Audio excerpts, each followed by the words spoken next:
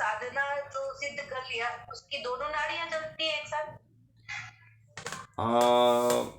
वो क्या होता है, जैसे सामान्य अवस्था तो रहती है, तो सिद्ध दोनों नाड़ियां कभी कभी चलती हैं, है ना, वो हमेशा नहीं चलती हैं। वो 45 मिनट बाद एक चलती है, 45 मिनट बंद हो जाती है, ये तो सामान्य अवस्था हो गई। परंतु एक सुषुम्ना मार्ग है, वह हमारा स्पाइनल कोड जो है ना, जो चक्र होता है, ठीक है ना, वो चक्र की बात होती है कि चक्र में जो है वो चलने लगता है तो चक्र का जागरण होता है। हमारे स्पाइनल कोड के भीतर वो सुषुम्ना होती है, ठीक है ना, उसमें जो है प्राणवायु चलने लगता है। आप इसमें वायु रूप से जो नाक से जो चलने की बात कर रहे हैं वो नहीं घटना होती है, उसमें कोई फर्क नहीं। उसमें फर्क नहीं पड़ता। जो सुषुम्ना है, हमारा जो चक्र है, मूलाधार से जो जागृत होकर के सहस्रार तक जाता है, उसमें प्राणवायु चलने लगती है, ठीक है ना। तो उसमें जब चलता है तो सारे लक्षण आपको, सारी सिद्धियां मिलती हैं। पहचान तो एक ये भी है ना। तो ये सारे के सारे आपको जितने भी मुद्राएं हैं, नाद हैं, ये आपको स्वतः सिद्ध होने लगेंगे। वह इंटरनल बात है, वो तो साधना की बात है। वो कोई साधक होगा वही इस चीज़ को पहचान सकता है और वो कर सकता है। आप साधना में जैसे जैसे जाएंगी वैसे वैसे आपको अनुभव होगा ये सारा का सारा खेल जो है, जो स्पाइनल कोड है, उसी में सब कुछ है, एक धागे के बराबर है। इतना धागा समझिए, ये तो बहुत मोटा धागा है, परंतु वो तो बहुत पतला होता है, रेयर होता है। और जहाँ पे चक्र है वहाँ नाड़ियों का जंक्शन है। चक्र को क्या कहते हैं? नाड़ियों के जंक्शन को चक्र कहते हैं। तो सभी नाड़ियां जहाँ पे एक जगह आके मिलती हैं वही चक्र है ना। तो वही चक्र जो है स्टिमुलेट होकर के शक्ति को जागृत करते हैं, है ना। तो उसमें क्या होता है, जब वो द्वार खुलते हैं तब जाकर के सातों चक्र जब खुलते हैं तब जाकर के प्राण सुषुम्ना में बहता है, ये सहस्त्रार तक जाता है तो प्राण सुषुम्ना में बहने लगता है ना। अब आगे जब आप लोग हठ रत्नावली पढ़ेंगे, है ना, हठ रत्नावली पढ़ेंगे, सिद्धांत पद्धति पढ़ेंगे, गोरख संहिता पढ़ेंगे, गोरख शतक पढ़ेंगे, तो आप लोगों को और क्लियर हो जाएगा ये। अभी ना इसमें पूरा आप लोगों को हठ योग अभी नहीं पता है। हठ प्रदीपिका घरण संहिता जो है पूरे हठ योग का परिचय नहीं देती है। इसके लिए आप लोगों को गोरख शतक, गोरख संहिता, शिव संहिता से सिद्धांत पद्धति, जब इतना शास्त्रों का जब आप अध्ययन कर लेंगे तब आपको हठ योग जो है पूरी तरह से जानकारी में आ जाएगा कि हठ योग क्या है। हठ योग का पूरा वास्तविक स्वरूप तब जाकर के पता चलेगा। अभी हम उन विषयों को नहीं यहाँ पे छेड़ते हैं कि बाद में आप लोगों को कंफ्यूजन होगा। इसीलिए जो विषय जहाँ रहता है वो वहीं उसको बताते हैं। फिर क्या होगा कि इस तरह से इधर उधर बता देने से कंफ्यूजन बहुत ज़्यादा हो जाता है। तो जो विषय जिसमें पढ़ाई जाती है उसको वहीं पे ध्यान को केंद्रित करके पढ़ा करें, ठीक है ना। आगे अभी शुरू करेंगे हम, तो उसमें आप लोगों को ये सारी चीज़ें पता चलेंगी। ये नाड़ियों का पूरा अभी, जी बोलिए बोलिए। और ये हठ योग में जो ये पुस्तिका है उससे भी डिटेल वाली और कोई पुस्तिका है कि यही है जो है हठ योग? नहीं, और भी हैं। अभी तो आपको हठ रत्नावली है ना, हठ रत्नावली है, सिद्धांत पद्धति है, गोरक्ष शतक है, गोरक्ष संहिता शिव संहिता है, शिव सूत्र है, योग बीज है ना, बहुत सारी। और योग मंजरी है। तो ये सब हठ योग के ग्रंथ हैं। इससे भी डिटेल में होगा तो हाँ, उनमें और डिटेल है और गहराइयां हैं उनमें। नाड़ियों की एक एक नाड़ियों की गहराई आपको पता चलेगी तब वहां पे, है ना एक एक नाड़ी के बारे में फिर आपको डिटेल में पूरा पता चलेगा कि क्या, कौन सी नाड़ी कहाँ है, कैसे है, किस तरह से है। अभी नाड़ियाँ समझ में नहीं आती होंगी आप लोगों को, है ना। तो इसीलिए आप पूछते हैं। तो अभी आगे जैसे ही आप जाएंगे ना, जैसे ही आप आगे बढ़ेंगे तो आप लोगों को ये पूरा क्लियर होने लगेगा नाड़ियों का। और भी ग्रंथ जब पढ़ेंगे, हठ योग ये केवल घृण संहिता और हठ प्रदीपिका थोड़ी है, इससे आगे बहुत से ग्रंथ हैं अभी हठ हठ योग के। तो उसमें क्या होता है ना कि सब में कुछ कुछ है, कुछ ना कुछ है ही है।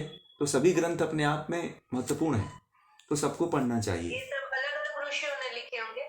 नहीं, ये परंपरा जो है, आत्माराम जी ने लिखा है। योगी अलग अलग हो सकते हैं, परंतु ये जो ज्ञान है भगवान शिव और पार्वती के बीच का संवाद ही है। हठ प्रदीपिका भी भगवान शिव और पार्वती के बीच का संवाद है, और घिरण संहिता भी, और जितने भी शास्त्र बताए हैं आपको, वो सारे के सारे जितने भी हठ योग के ग्रंथ बताए हैं, वो सारे के सारे ग्रंथ शिव और पार्वती के बीच का संवाद है। ठीक है, बहुत जबरदस्त ज्ञान है उसमें। जब आप जाएंगे ना, अभी तो हठ रत्नावली है, शिव संहिता, जब उसको पढ़ेंगे बहुत आनंद आता है। वशिष्ठ संहिता है, इनमें वशिष्ठ संहिता में नाड़ियों, 14 नाड़ियों के बारे में बृहद विस्तृत जानकारी दिया हुआ है। और उसके बाद आप स्वर को कैसे चलाना है, नाड़ियों को कैसे पहचानना है, फिर आपको जानकारी, बृहद जानकारी होती है इससे। ठीक है ना। तो चलते हैं हम अब पंचम उपदेश की तरफ, है ना। पंचम उपदेश हमारा एक तरह से चिकित्सा शास्त्र है, इसको बाद में जोड़ा गया। हठ प्रदीपिका हमारी वास्तविक रूप से जो है पूरी होती है। ठीक है, हठ प्रदीपिका जो है वास्तविक रूप से पूरी होती है। अब जो ये बाद में जोड़ा गया है, जो 5वां उपदेश में 24 इसमें श्लोक हैं, तो ये एक तरह से चिकित्सा है योगियों को ध्यान में रखने के लिए। जो जितने भी योग करने वाले हैं, उन सभी योगियों को ये 5वां जो उपदेश है, इसके बारे में बहुत अच्छी तरह से जानकारी होना चाहिए। 5वां यदि उपदेश योगी नहीं जानता है, 5वें उपदेश के बारे में कोई भी साधक है, विद्यार्थी है, योग पढ़ने वाला व्यक्ति, हठ योग को जानने वाला व्यक्ति है, तो उसको पंचम उपदेश के बारे में बहुत अच्छी तरह से जानकारी होनी चाहिए। पंचम उपदेश के बारे में यदि कोई नहीं साधक समझता है, तो बीच में ही रोगी होकर के मर जाता है। ठीक है, पंचम उपदेश के बारे में बहुत गहनतम से पढ़ना चाहिए, क्योंकि बीच में ऐसे लोग हैं कि तरह तरह के उनको रोग पकड़ लेता है, बीमारियां पकड़ लेती हैं, तो वो अपनी चिकित्सा स्वयं न करके डॉक्टर के पास जाते हैं, तो इससे नुकसान होते हैं। इसलिए पंचम उपदेश के बारे में थोड़ा सा मैंने आप लोगों को ये बातें बता दिया। ठीक है, पंचम उपदेश के बारे में एक तरह से चिकित्सा है कि अपनी खुद की चिकित्सा आप स्वयं कर सकते हैं। और हर योगी, जितने भी योग करने वाले साधक हैं, योगी हैं, उनको अपनी चिकित्सा खुद करनी चाहिए। किसी डॉक्टर आदि से ज़्यादा चिकित्सा नहीं करानी चाहिए, और वही चिकित्सा करानी चाहिए जो ऋषियों ने आयुर्वेद में बताया हुआ है। आयुर्वेद के अलावा कोई आदि अन्य चिकित्सा नहीं लेनी चाहिए योगियों को। आगे इसमें सब आएगा। मैं थोड़ा सा इस उपदेश का थोड़ा सा मैंने भूमिका दे दिया आप लोगों को, फिर आप लोगों को पढ़ने में इंटरेस्ट लगेगा ये चीज़। चलिए चलते हैं। प्रथम उपदेश है पंचम उपदेश का प्रथम जो है श्लोक है कि प्रमादी युज्यते यस्तु वातादिस्तस्य जायते तद्दो सस्य चिकित्सार्थम गतिर्वा योर्निरूप्यते। यानी कि जो साधक, यानी कि जो योग के अभ्यास में भूल करता है, जो साधक योग के अभ्यास में भूल करता है, उसे ध्यान रखिएगा, उसे क्या होता है, वात पित्त कफ जन्य रोग होते हैं। यदि कोई कुंभक कर रहा है और बंद नहीं जानता है, मैंने एक दिन बताया था, जो लास्ट में लिखवाया था आप लोगों को पता है कि आसन कैसे होता है। पता है आसन में क्या क्या लोग जुड़ता है आसन करने में, वो कितने लोगों को पता है आसन में क्या क्या होता है, बताइए। आसन में जो है, आसन की पूर्व क्या तैयारी होती है, बताइए अविनाश जी। हैं?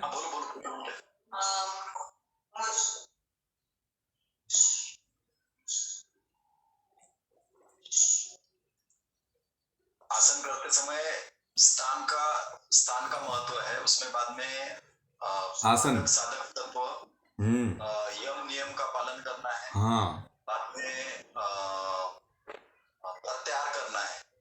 उसके बाद आसन की व्यवस्था, जगह होना चाहिए, कैसा होना चाहिए, स्थान निर्णय, काल निर्णय, है ना, स्थान निर्णय, काल निर्णय, आसन कैसा होना चाहिए, कुटी कैसा होना चाहिए, आसन में ये निहित है। तो यदि आप उसमें कोई भूल करते हैं तो आपको वात पित्त कफ जन्य रोग होंगे, ये ध्यान रखिएगा। आज की सबसे बड़ी समस्या क्या हो रही है, जितने योग करने वाले हैं वो सबसे अधिक बीमारी से ग्रसित हैं। आपको बता दें, वो सबकी चिकित्सा करते हैं और दूसरे की चिकित्सा करते करते वो लोग क्या है, अपनी चिकित्सा करना भूल जाते हैं। और वात पित्त कफ के बारे में बताएंगे। अतएव उन दोषों की चिकित्सा के लिए प्राण की गति का निरूपण किया जाता है। प्राण की जो गति है उसके बारे में बताया जाता है कि चित्त और प्राण क्या है, प्राण की चिकित्सा की जाती है। देखिए, वात पित्त कफ तीन दोष सभी के भीतर रहते हैं। कोई भी मनुष्य है, चाहे हम हैं, चाहे स्त्री है, चाहे पुरुष है, वो सभी के अंदर तीन दोष होते हैं। और सबसे अधिक बीमारियां जो हैं वात से होती हैं। ध्यान रखिएगा, सबसे अधिक बीमारी वात से होती है। और उसके बाद जो है दूसरे नंबर पे पित्त से होता है, तीसरे नंबर पे कफ से होता है।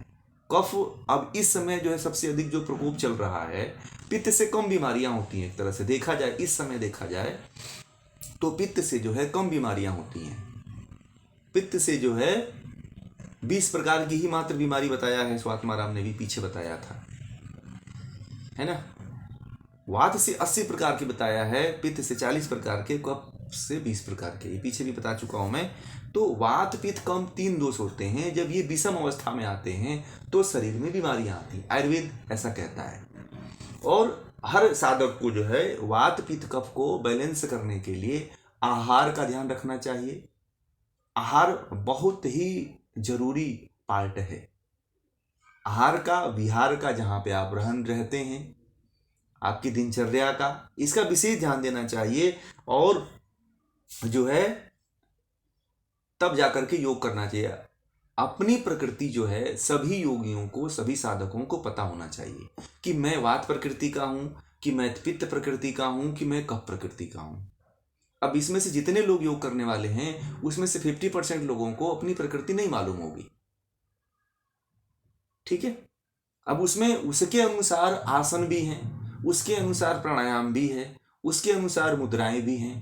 तो आपको उसमें चयन करना है कि हमें हमारी प्रकृति क्या है और हम कौन कौन से आसन का चयन करेंगे, किस किस प्राणायाम कुंभक का चयन करेंगे। ये विशेष ध्यान देने वाली बात है। अब जो कफ प्रवृत्ति का कोई व्यक्ति है तो वह शीतली आदि और शीतकारी आदि कुंभक करता है तो उसे नुकसान होगा, ठीक है। अब जो पित्त प्रकृति का रोगी है वह सूर्य भेदी आदि करेगा, है ना, तो उसको नुकसान होगा। तो ये ध्यान देने की जरूरत है। फिर जो कफ वात प्रकृति का जो रोगी है तो वात जिससे बढ़ते हैं वह आसन ज्यादा करता है। वात वाला रोगी वैसे भी वात वाले पतले ही होते हैं, तो वो सोचते हैं कि मैं तो पतला हूँ, खूब आसन करूँ, खूब अपने शरीर में दौड़ लगाऊं, तो उनके अंदर वात ज़्यादा बढ़ जाता है।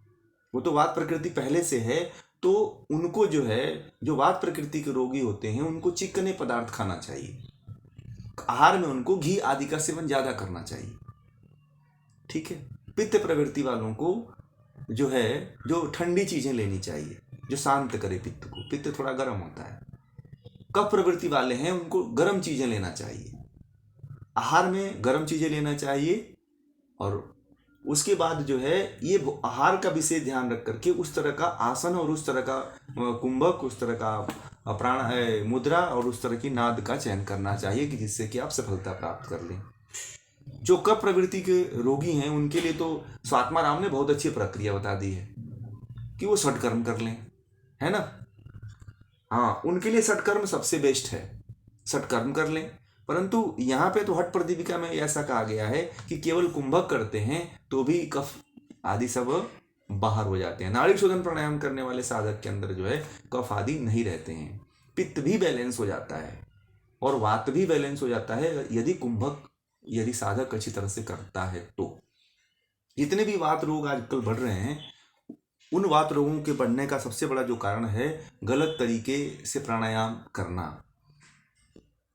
वात को कम करना है तो बिना कुंभक के वात कम नहीं होता है, ठीक है, ये ध्यान रखिएगा। वात जो है कुंभक करने से ही कम होता है। अब बहुत लोग कहेंगे कि कुंभक तो नहीं करना चाहिए। ये मैं बता रहा हूं, ये हमारा रिसर्च है। और जिनका वात पहले से बढ़ा हुआ है उनको केवल अभी जो प्रचलित प्राणायाम आप करवा दोगे तो वात बढ़ जाएगा। 100% गारंटी के साथ बता रहा हूं आपको। और शास्त्रोक्त यदि आप कुंभक कराओगे तो उसका वात कम हो जाता है। और मैं इसको प्रयोग में कर रहा हूं और मैं बता रहा हूं करीब 1500 लोगों पे तो कर ही चुका हूं इसका प्रयोग, ठीक है। कुंभक वात कम हो जाता है। लोग कहते हैं ना कि मेरा घुटने की तकलीफ है, मुझे यहाँ दर्द होता है, मेरे छाती में दर्द होता है, मेरा सीने में दर्द होता है, मैं पीठ से नहीं, कंधा नहीं, हाथ नहीं उठा पाता हूँ। कुछ लोग गर्दन ही ऐसे टेढ़ करके रखते थे। कुंभक कराया, सब निकल गया, क्योंकि जो है अभी स्थान बताएंगे इसमें कि कौन कौन सी स्थान पे क्या क्या चीज़ें होती हैं। फिर आगे चलते हैं। तो थोड़ा वात पित्त कफ के बारे में आप लोगों को बता दिया, इसको आपको जानना जरूरी है। तो सभी लोगों को वात पित्त अपनी प्रकृति का पता कर लीजिएगा। कोई वैद्य हो तो उस वैद्य से पूछिएगा। अब मैं देखता आप लोग सामने होते तो सबको बताता, मैं वात नाड़ी भी बता देता सबकी देख करके कि कौन किसकी क्या प्रवृत्ति है ना। वैसे भी देख करके फेस से भी बता देंगे कि क्या है आप लोगों की प्रकृति। तो सामने रहने के बाद ज़्यादा क्लियर हो पाता है, अभी तो वैसे बहुत कम पता चलेगा। तो प्रकृति को याद रखिएगा आप लोग, वात पित्त कफ, प्रकृति के अनुसार भोजन चयन करिएगा, प्रकृति के अनुसार आसनों की क्रियाओं का चयन करिएगा, आसन, कुंभक, मुद्रा, सारी चीज़ें।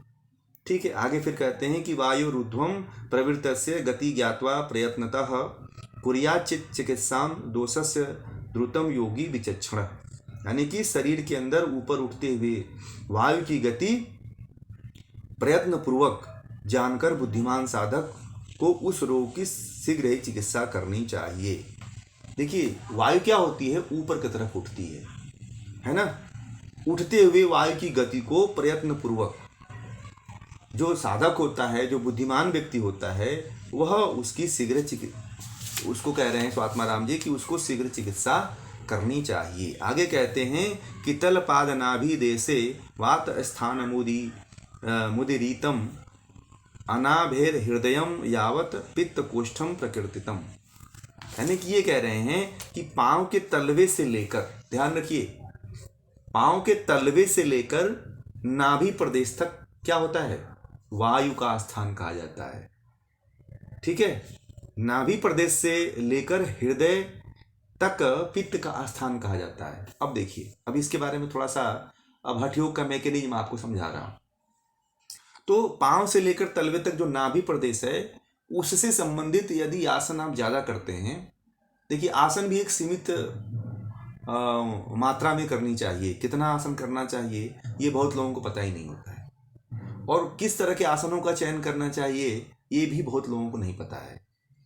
देखिए, हठ योग में जितने भी योगी हुए हैं वह जो है वात को बढ़ाने वाले आसनों को बहुत कम लिए हैं। हठ योग प्रदीपिका में देखा है आप लोगों ने, सबसे अधिक जो है 15, अधिक से अधिक 15 आसन लिया गया है, और उसमें वात को बढ़ाने वाले सभी, जिससे वात बढ़ता है, उन सभी आसनों को उन्होंने क्लोजअप कर दिया है, बंद कर दिया है। और वात को बढ़ाने वाले कहाँ से, नाभि से लेकर के पैर के तलवे तक वात का स्थान माना जाता है। यदि आप इससे संबंधित, आजकल पावर योगा लोग करते हैं, पता है, power yoga, hot yoga, water yoga, पता नहीं कौन कौन सा और भी है, बहुत से योगा हैं। तो इस तरह के जो योगा करते हैं तो उनको वात बढ़ने की संभावनाएं ज़्यादा होती है। ठीक है, वात को कम करना है तो मैं बता रहा हूँ, जिनको भी घुटने की तकलीफ हो, जिनको भी वात ज़्यादा बढ़ गया हो, वह केवल सिद्धासन कर लें, पद्मासन कर लें, वात की समस्या खत्म हो जाती है। 1-2 आसन ही पर्याप्त है। और स्वात्माराम गैरण्य संहिता में या कोई भी योगी हुए हैं, वो सभी लोग योगी जो है, जो नाभि प्रदेश है, पैर के तलवे और नाभि प्रदेश तक से जो ध्यानात्मक आसन है, उन ध्यानात्मक आसनों को आप केवल करवा दो, मोटापा भी कम होता है और वात भी कम हो जाता है। जिनकी थाई ज़्यादा बड़ी हुई हो उनको पद्मासन करा दो, सिद्धासन करा दो, आप स्वस्तिक आसन करा दो आप। ठीक है, उसमें बैठने के लिए बोलो आप 1-1 घंटा, 2-2 घंटे, 3-3 घंटा बैठें, अपने आप थाई कम होने लगती है। लोग तरह तरह के चक्की चालन करते हैं, घुमाते रहते हैं, दिन भर 100 चक्कर लगाते रहते हैं, पैर भी नहीं कम होता, थाई बढ़ती ही चली जाती है।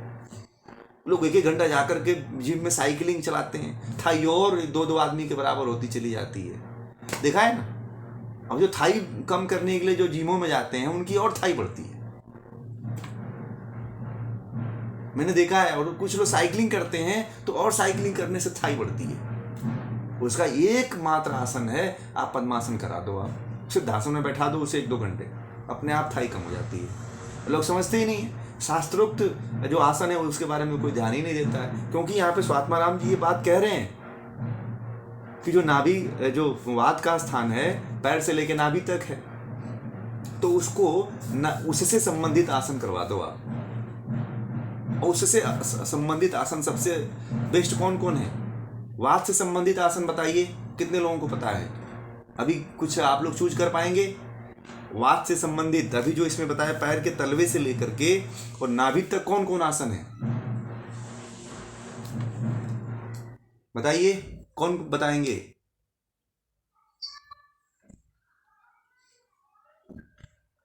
पैर के तलवे से लेकर के नाभि तक कौन कौन से आसन है जिससे आप कंट्रोल कर लोगे वात को? आपको पता होना चाहिए, बताइए।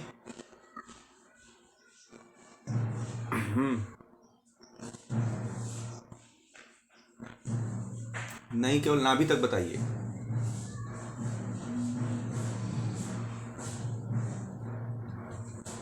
हठ प्रदीपिका में आज इसको चूज कर लीजिएगा, कल हम इसके बारे में इसको आप लोग नोट कर लीजिएगा कि नाभि, अब ये जो जिसको आ गई चिकित्सा आ गई, ये बात जिनको आ गई, ये बात मेरी समझ गई तो समझिए कि आप पूरी, हाँ, वो मुखासन,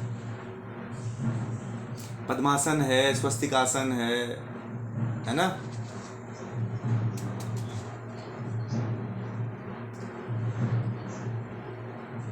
वक्रासन तो नहीं, हठ प्रदीपिका की भाषा बोलिए। ओ ठीक है, हमेशा हठ प्रदीपिका की भाषा बोला करिए आप लोग। हठ प्रदीपिका में मात्र 15 ही आसन है, अब 15 में से चुनना है आपको।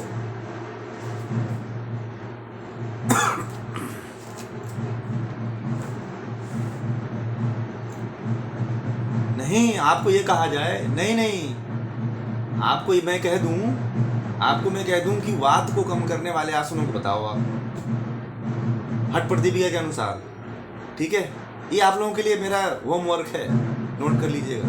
कल आप लोग आसन को पढ़िएगा और पढ़ करके उसमें चूज करिएगा, तो आप मुझे जो लोग बताएंगे मैं समझ जाऊंगा कि वो जो है चिकित्सा सीख गए। ये सब चिकित्सा सीखने का बहुत बड़ा माध्यम है, ये जो सूत्र है इसको यदि आप सीख गए, क्योंकि 3 ही रोग होते हैं, वात पित्त कफ, इसके अलावा दुनिया में कोई रोग नहीं होते। ठीक है, वात पित्त कफ के अलावा दुनिया में कोई रोग नहीं होता है। और इसको जो समझ गया, इस कंसेप्ट को जो समझ गया, वह चिकित्सा कर लेगा। अब ये आगे कह रहे हैं कि नाभि प्रदेश से लेकर हृदय तक, ध्यान रखिए, नाभि से लेकर के हृदय तक। अब उससे संबंधित कौन कौन से आसन हैं आपको चूज करना है कल। 3 भागों में आसनों को डिवाइडेशन करना है, वात पित्त कफ। ठीक है, और जो है आगे उन्होंने कहा है कि हृदय प्रदेश से लेकर सिर तक जो स्थान है, हृदय से लेकर के सिर तक, वह जो है कहा गया है कि कफ का स्थान है। अरे पित्त का, यहाँ से हृदय से नाभि से लेकर के हृदय तक पित्त का, और हृदय से लेकर के सिर तक जो है कफ का स्थान है। तो इसमें कौन कौन से 3 भागों में डिवाइड करिएगा, इसमें कौन कौन से 3 दोषों में कौन कौन से आसन करेंगे, कौन कौन से प्राणायाम करेंगे, इसका डिवाइडेशन हमको आप लोग सब लोग अलग अलग बना करके मुझे आप लोग बताइएगा। आप लोगों के लिए होमवर्क है कल के लिए, आप लोग इसको बता देंगे तो मैं समझ गया आप लोग चिकित्सा सीख गए। जो इसको बना लिया, जो इसको समझ लिया इस कंसेप्ट को, उसको फिर कहीं इधर उधर भटकने की आवश्यकता नहीं है। दुनिया का सबसे बड़ा चिकित्सक बन जाएगा वो योग में। मैंने ये कहा कि वात पित्त कफ के अनुसार आसनों का चयन करना है, कुंभक का चयन करना है, मुद्रा का चयन करना है और नाद का चयन करना है। यदि आप इन चारों अंगों का वात पित्त कफ के अनुसार चयन कर लिया आपने, मैंने स्थान बता दिया आपको, स्वात्माराम जी ने स्थान बता दिया है कि पैर से लेकर के नाभि तक वात का स्थान है, और नाभि से लेकर के हृदय तक पित्त का स्थान है, और हृदय से लेकर के सिर तक कफ का स्थान है। तो इतने स्थान जो हैं, इन स्थानों के लिए कौन से आसन काम करता है, पार्टिकुलर एक एक अंग के लिए बताइएगा, ध्यान रखिएगा। ये चीज़ आप लोगों का एक तरह से परीक्षा है। आप ये घर पे मैं छोड़ दे रहा हूँ, देख करके पुस्तक को, पढ़ करके पुस्तक को, रट करके पुस्तक को, हमें ये बनाइएगा आप लोग, सबका अलग अलग चार्ट बनाइएगा।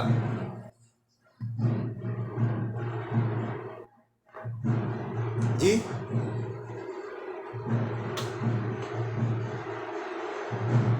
उसके लिए तो फिर आप लोग हमारे पास हो नहीं कि मैं बताऊं। वो तो देखना पड़ेगा, नाड़ी चेक करनी पड़ेगी। अब बिना हाथ में नाड़ी चेक किए हुए पता नहीं चलता है ना वो। ठीक है।